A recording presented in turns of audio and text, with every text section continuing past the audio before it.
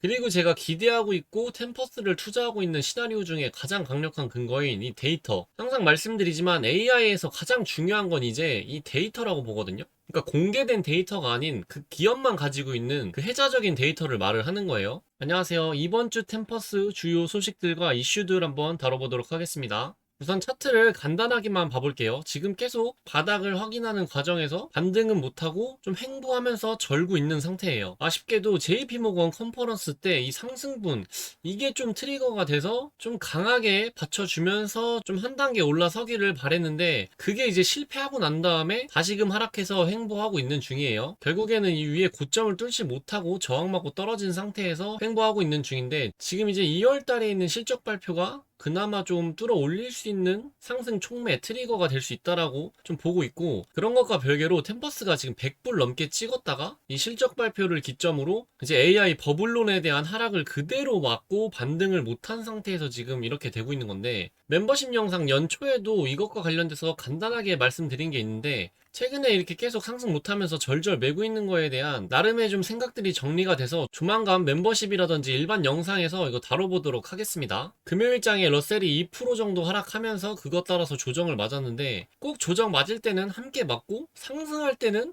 같이 못 가는 이런 템조이 같은 무빙 때문에 많이들 힘드실 거라고 생각을 합니다. 그렇지만 기업 펀더멘탈에는 저는 문제가 없다고 보고 시간이 좀 필요할 뿐 장기적으로는 결국에는 이 고점 넘어 올릴 거라고 저는 생각하고 있습니다. 펀더멘탈이 왜 깨지지 않았냐? 이제 실적으로 말해주고 있습니다. 이게 이제 진단 매출이거든요. 진단 매출이 지금 비약적으로 상승을 했죠. 그리고 제가 기대하고 있고 템퍼스를 투자하고 있는 시나리오 중에 가장 강력한 근거인 이 데이터. 항상 말씀드리지만 AI에서 가장 중요한 건 이제 이 데이터라고 보거든요. 그러니까 공개된 데이터가 아닌 그 기업만 가지고 있는 그 혜자적인 데이터를 말을 하는 거예요. 이 데이터를 AI에 학습시키려면 결국에는 사서 써야 됩니다. 이거를 다시 축적한다? 애초에 이게 조금 힘들어요, 물리적으로. 지금 AI에 한창 학습시켜야 되는데 이 데이터부터 다시 쌓는다? 이거 쌓는데도 시간이 엄청 오래 걸리고, 예전과 지금은 또 개인정보보호법이나 뭐 이런 것들이 모두 달라가지고 새롭게 쌓아서 그걸로 뭔가 하는, 돈을 부어서 뭔가 하는 것보다 그냥 사서 쓰는 게 훨씬 쌉니다. 그리고 시간 관계상 지금 빨리빨리 발전을 해야 되는데 여기에서 뒤처질 수 없죠. 그러니까 사서 써야 된다는 거예요, 결국에는. 그러니까 이 데이터가 회를 거듭할수록 좋아질 수밖에 없고, 이제 템퍼스는 10년 동안 이 선순환 구조를 만들어 놨기 때문에 앞으로는 이 데이터 매출이 나중에 이 진단 매출을 뛰어넘으면서 훨씬 커질 거라고 저는 생각을 합니다. 뭐 이제 보수적으로 잡고 이거랑 비슷하게만 간다고 해도 매출의 질이 아예 달라요. 마진율 자체가 얘는 70%가 넘는 애기 때문에. 그래서 상승하고 있는 걸 보면 이렇게 퀀텀 점프를 뛰어가죠. 데이터도 결국에는 그 순간이 올 거예요.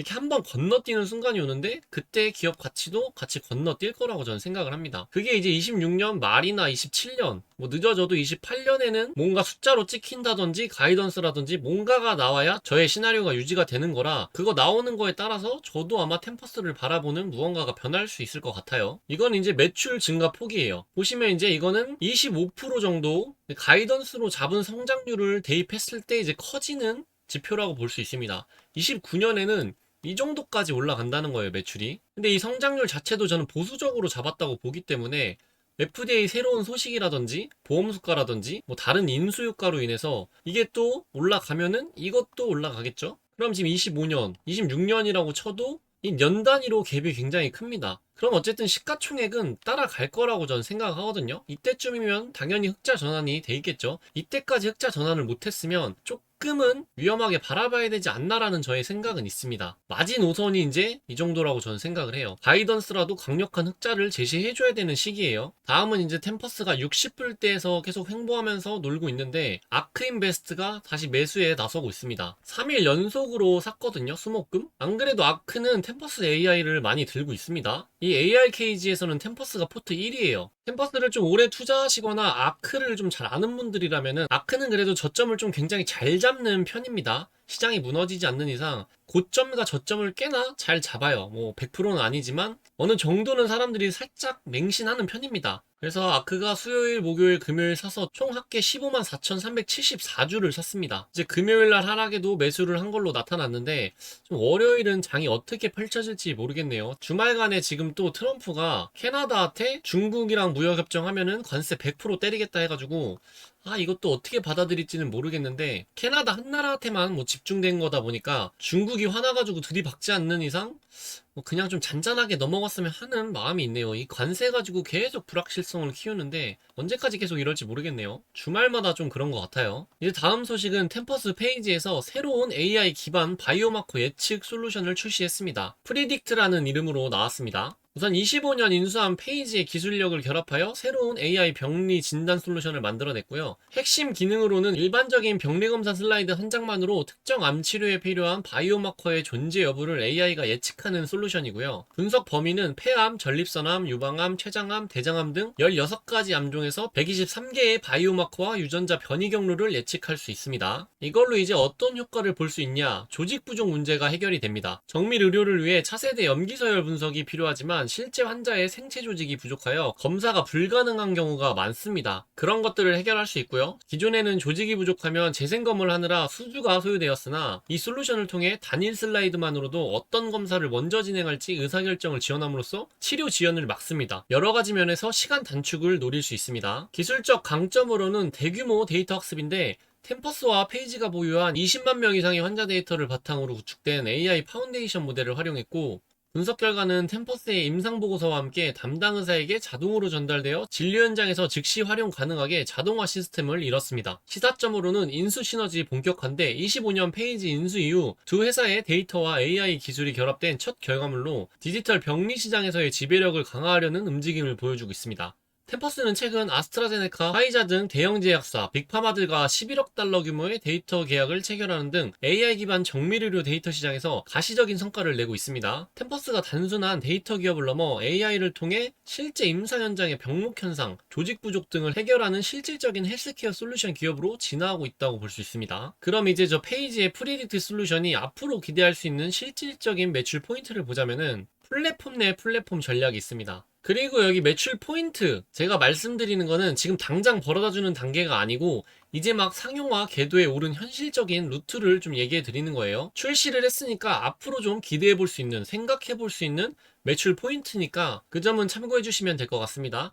템퍼스는 이미 병원들과 템퍼스 허브라는 운영 체제로 연결되어 있는데 병원들이 기존에 쓰던 템퍼스 시스템의 페이지 프리딕트 기능을 업데이트하는 방식입니다. 이것의 매출 방식은 새로운 장비를 파는 게 아니라 기존 고객들에게 기능 사용료를 추가로 받는 구조입니다. 이는 템퍼스가 기업 IR에서 꾸준히 강조하는 비즈니스 모델의 핵심이에요. 근데 이거 모든 사스 기업들이 좀 이런 식으로 하고 싶어 합니다. 제가 지금 제타라는 기업도 새롭게 편입해서 투자를 하고 있는데 그 기업도 이미 깔려있는 곳에 아테나라는 새로운 AI 모델을 이 기능 업데이트를 통해 올려주는 형식입니다. 이런 사스 기업들, 이런 운영체제로 연결되어 있는 곳에 좀 기능을 업데이트하는 방식이 이 비즈니스 모델에서는 다들 그렇게 좀 노리는 것 같습니다. 그래야 락인 효과도 커지고 떠나지 않을 테니까요. 좀 계속 새로운 기능이 업데이트되고 조금 더 뭔가가 좋아지고 매출도 늘어나고 그런 이득들이 생기는 업데이트 방식이니까요. 다음은 제약사와 마일스톤 및 데이터 서비스인데 제약사 대상 매출은 지금 당장도 발생시킬 수 있는 가장 현실적인 루트로 보고 있습니다. 템퍼스는 제약사와 데이터 라이선싱 계약을 맺을 때 우리는 AI로 이미지 데이터까지 분석 가능하다는 점을 내세워 계약 단가를 높일 수 있습니다. 실제로 템퍼스는 최근 실적 발표, 이거 잠정 발표죠?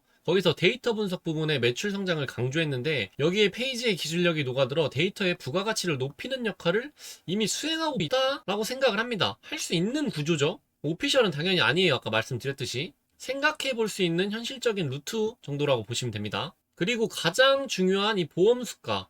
이 보험 수가는 어차피 템퍼스가 어떤 거를 출시를 하든 계속 노리고 거쳐야 되는 관문이라고 보시면 됩니다. 이게 진짜 돈이 되는 최종 관문이에요. 이 보험 수가 새로운 뉴스 소식이나 뭐 이런 거 뜨면은 아마 템퍼스는 그날로 10몇 프로 오를 거예요. 그리고 아마 JP모건 그런 것처럼 쉽게 떨어지는 일은 아마 없을 거라고 저는 생각을 합니다. 이건 진짜로 돈이 되는 거거든요. 기대감으로 오르는 거는 갭을 메운다든지 뭐 이렇게 해서 내려올 수 있지만 이렇게 실적으로 숫자로 진짜 찍힐 수 있는 이 돈 되는 뉴스들은 올라서 그 버티는 힘이 굉장히 셉니다. 더 오를 확률도 높고 미국은 좀 정직하게 가요. 실적에 관련된 거나 실적이 좋으면 뻥 올라가서 슬슬슬 계속 올라갑니다. 미국 시장에서 의료 AI가 진짜 큰 돈을 벌려면 국가나 보험사가 돈을 내줘야 합니다. 이거는 모든 제약사가 다 그래요. 이 보험 수가가 진짜 중요하고 따내기가 힘들어요. 템퍼스는 페이지 프리딕트의 각 알고리즘에 대해 FDA 승인을 받고 이를 통해 CPT 코드, 의료행위 코드를 획득하는 과정을 밟고 있다라고 저는 생각을 합니다. 결국에 템퍼스의 모든 치료나 제품군에는 FDA 승인 받고 이 CPT 코드까지 따내는 걸 최종 목표로 둔다고 보는 게 가장 맞습니다. 의료회사니까요. 저 초반에 보셨던 진단 매출이 이렇게 올라갈 수 있었던 것도 보험 수가가 적용되면서 그거에 따른 급여 상승, 평균 단가 상승 자체도 굉장히 큰 역할을 해줬습니다. 현재는 연구용이나 보조용으로 먼저 침투하고 있다고 보고 정식 수가 코드를 받게 되면 그냥 건당 수십, 수백 달러의 매출이 보험사로부터 직접 꽂히게 됩니다. 이게 템퍼스가 그리는 가장 큰 매출 규모의 완성형이에요. 이거는 이 모델뿐만 아니라 템퍼스 자체에서 노리는 가장 큰 매출 규모의 완성형 단계라고 볼 수 있습니다. 모든 제품군은 이거를 노리고 있다고 보시면 돼요. 요약해보자면은 지금은 씨앗인데 미래에는 열매가 될 수 있는 확률이 훨씬 큽니다. 현재 상태로는 기술 출시 및 템퍼스 생태계 내 탑재 그런 시작 단계라고 볼 수 있고 그게 가지는 의미는 데이터 가치 증대와 파트너십 유도 단계겠죠. 이제 미래 열매인가를 보면 템퍼스 공식 홈페이지와 IR 자료에서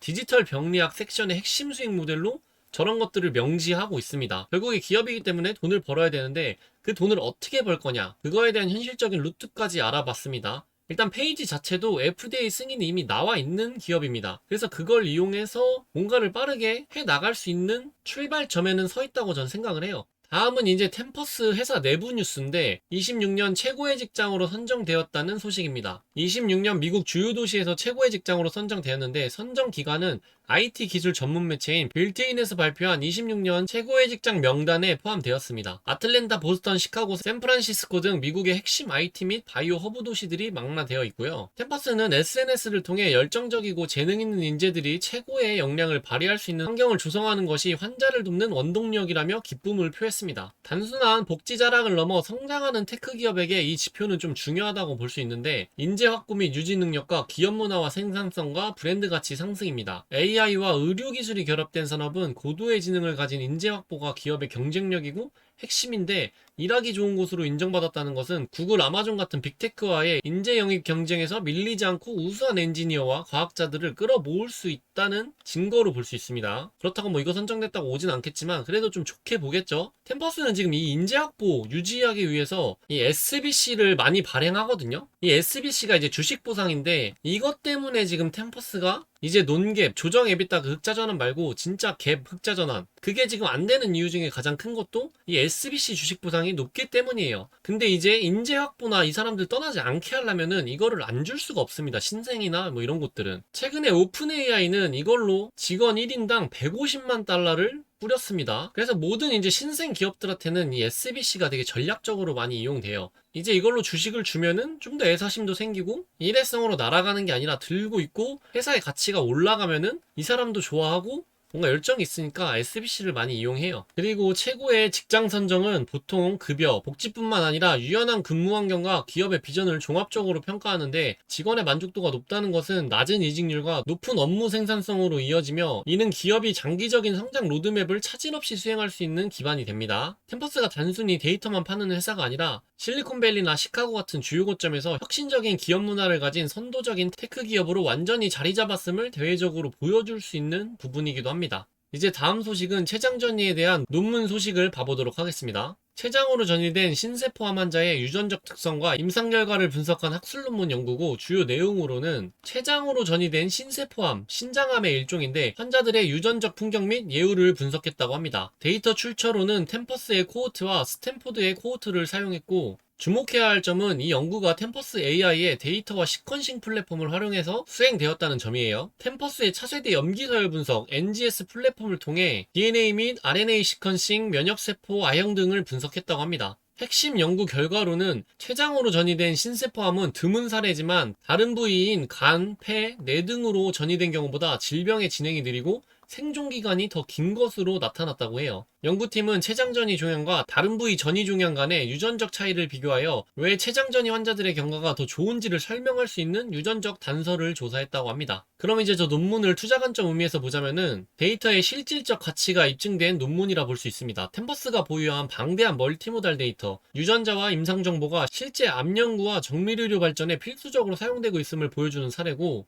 학술적 신뢰도도 확보했습니다. 미국 임상종양학회와 같은 권위 있는 기관의 학술지에 템퍼스의 데이터를 활용한 논문이 실린다는 것은 제약사들이 템퍼스의 데이터를 구매해야 할 명확한 근거가 됩니다. 단순히 데이터를 판다는 수준을 넘어 특정 암종의 전이 기전과 치료 성과를 규명하는데 핵심적인 역할을 하고 있음을 시사해 줍니다. 이제 이런 것들을 기반으로 데이터 수주 잔고가 1.6조를 넘어선 거거든요. 이런 식으로 계속 입증하고 성장한다면은 이 데이터에 대한 매출은 계속 잘 늘어날 거라고 저는 생각을 합니다. 다른 것도 매력적이지만 제가 템퍼스에서 가장 매력적으로 느끼는 부분이 이 데이터예요. 이제 마지막 소식으로는 자궁경부암 연구에 관련된 소식인데, 그 연구를 템퍼스의 렌즈 다중모델 데이터베이스를 활용했다는 소식입니다. 자궁경부암 인식의 달을 맞아 발표된 연구인데, 연구 목적으로는 자궁경부암이 전이되거나 재발했을 때 치료가 매우 까다로운데, 템퍼스는 자궁경부암 환자의 유전자 변이와 면역 환경을 분석하여 향후 임상시험 설계에 도움을 주고 더 효과적인 치료법을 찾아내기 위해 이 연구를 진행했다고 합니다. 템퍼스 AI가 자궁경부암의 원발성 및 전이성 종양에 대해 유전적 면역학적 특성을 분석한 최신 연구 결과예요. 주요 연구 내용으로는 암세포 주변의 면역세포들이 어떻게 분포하고 있는지, 면역항암제에 반응할 가능성이 높은 환자군은 누구인지 등을 면역학적 관점에서 분석했다고 합니다. 이 멀티모달 데이터를 활용했다고 하는데, 템퍼스가 보유한 방대한 환자의 코호트의 DNA 시퀀싱 및 RNA 분석 데이터를 활용해서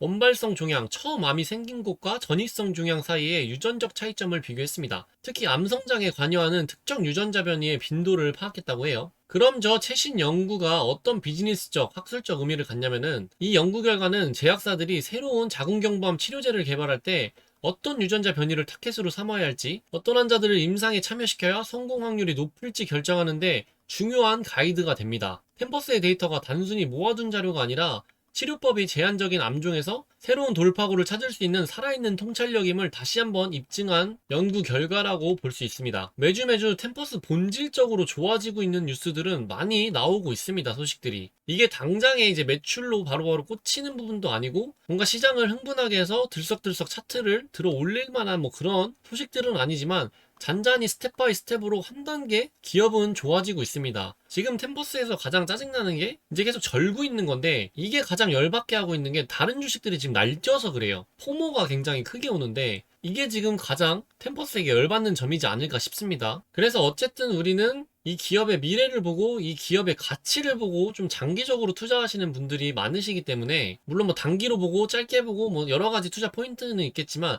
일단 저는 그렇고 이 기업을 추적하고 뉴스를 다루는 이유 자체가 제 성향에 맞는 투자 방식이기 때문에 그렇습니다. 저는 애초에 좀 미래를 보고 미리 선점해서 이제 이런 걸 견디면서 이 올라갔을 때 여기서 수익을 보는 방식을 가장 선호하고, 저에게는 16년 동안 투자해오면서 이 방법이 가장 저에게는 잘 맞는 방법이기 때문에 저는 그렇게 투자를 하고 있습니다. 그래서 이럴 때 보면 포트폴리오 분산과 현금 보유가 굉장히 중요하다라고 한 번 더 느끼는 시즌이긴 합니다. 다들 모두 힘든 시기시겠지만 미래를 보고 다 같이 좋은 투자해서 좀 미래에는 좋은 수익으로 다 같이 웃었으면 하는 소망이 있습니다. 제가 지금 투자하고 있는 로켓랩 자체도 여기까지 이렇게 뻥뻥 오는데, 상장하고 한 2년, 3년, 뭐 4년 이렇게 절다가 1년 만에 엄청 폭발적인 성장으로 올라온 거거든요. 이런 투자는 운도 따르고 시장의 선택도 받아야 하고 좀 장기적인 싸움이 되게 필요합니다. 뭐 이거 안 기다리고 딱 올라갈 때 잡아서 가면 좋겠지만, 그게 사실 저는 힘들고 제가 할 수 있는 영역은 아니라고 보고 있기 때문에 저는 이런 투자를 하지 않고 미리 사서 운때가 맞으면 빠르게 올라가서 좋은 수익 내고, 운때가 안 맞더라도 적당한 수익 선에서 끊고 나올 수 있는 걸 가장 선호합니다. 기업이 좋다면 결국에 시간을 녹이면 우상향하기 때문에 손실로 끝나는 경우는 굉장히 드뭅니다. 그러나 시나리오가 깨지거나 이 기업에서 바라보던 점이 사라지고 깨지고 뭔가가 바뀐다면 그거에 맞는 새로운 시나리오를 짜든가, 아예 미래가 안 느껴진다면 저는 손절이든 익절이든 언제든 바로바로 합니다. 그렇기 때문에 그런 상황이 오면 주간 뉴스 컨텐츠 다루면서 말씀드리겠고, 좀 더 빠르게는 멤버십부터 간단하게 그 근거와 논리, 그런 시나리오들을 먼저 얘기를 하고 아마 일반 영상에서 다루겠죠. 좀 시간 차이는 있을 수 있으나 결국에는 다 말씀드리고 그렇게 진행을 할 예정입니다. 그게 아니라면 기업에 계속 투자하고 계속 추적하면서 이렇게 컨텐츠로 다룰 것 같습니다. 오늘 영상은 여기까지고요. 영상이 마음에 드셨거나 템퍼스 주주시라면 좋아요와 구독, 댓글 부탁드리겠습니다. 감사합니다.